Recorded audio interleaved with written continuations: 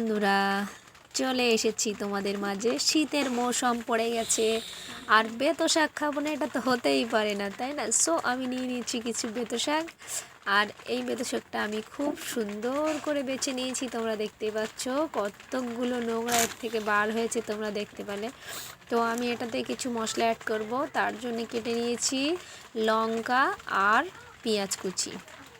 তো এটা কাটা হয়ে গেছে। আমি সুন্দর করে এটা ধুয়ে নিয়ে এসেছি, ধুয়ে পরিষ্কার করে এটা নিয়ে আসলাম। এসে এটা চুপড়িতে রেখে দিয়েছি একটু জল ঝরার জন্য।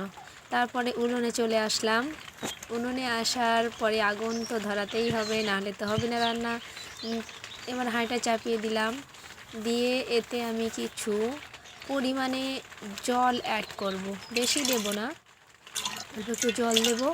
সাথে যে পেঁয়াজ কুচিটা লঙ্কার কুচিটা ছিল সেগুলো আমি ওতে দিয়ে দেব। তো আমার দেওয়া হয়ে গেছে। এবার আমি এতে দেব লবণ আর হলুদের গুঁড়ো।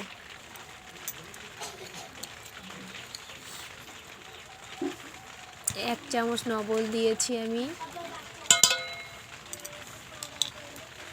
এটা আমার পরিমাণ মতো দিয়েছি, তোমাদের যার যেরকম হবে সেই পরিমাণে দেবে। আর দিয়ে দিলাম হলুদের গুঁড়ো।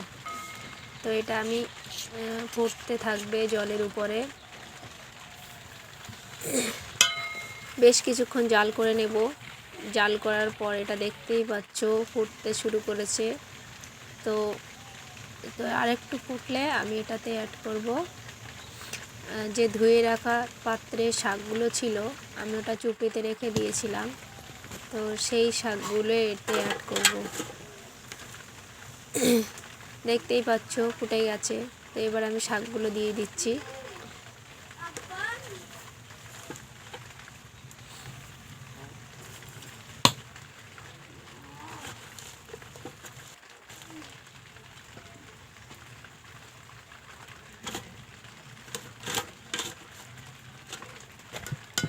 পুরোপুরি দেওয়া হয়ে গেছে। এবার আমি এটাকে ঢাকনা দিয়ে ঢেকে রাখবো।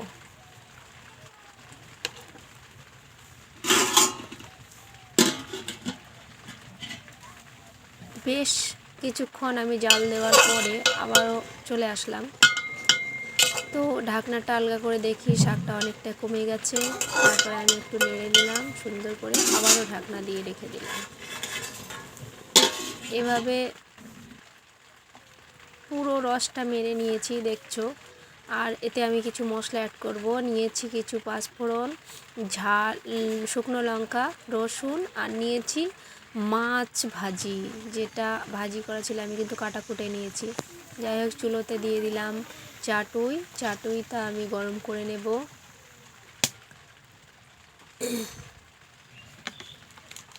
গরম হয়ে গেছে, এবার এটা তেল দেব।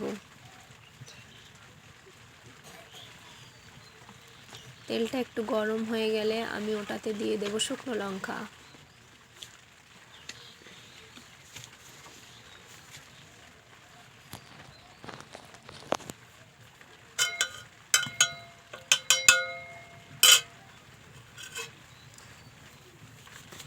তেলটা গরম হয়ে এসেছে।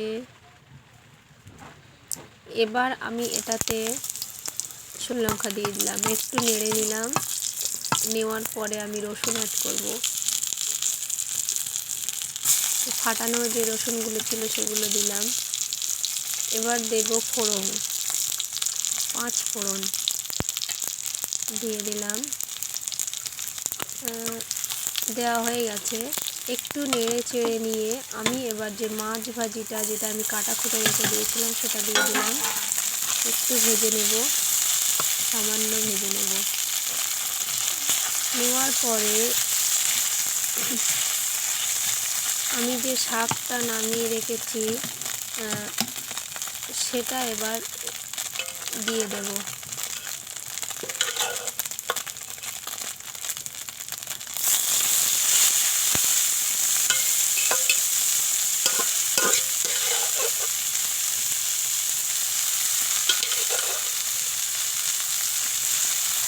অল্প অল্প করে দিতে আমার প্রায় শেষ হয়ে এসেছে।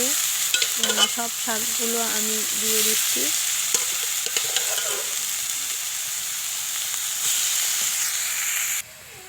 সবগুলো দেওয়া হয়ে গেছে। এবার আমি এটা ভেজে নেব।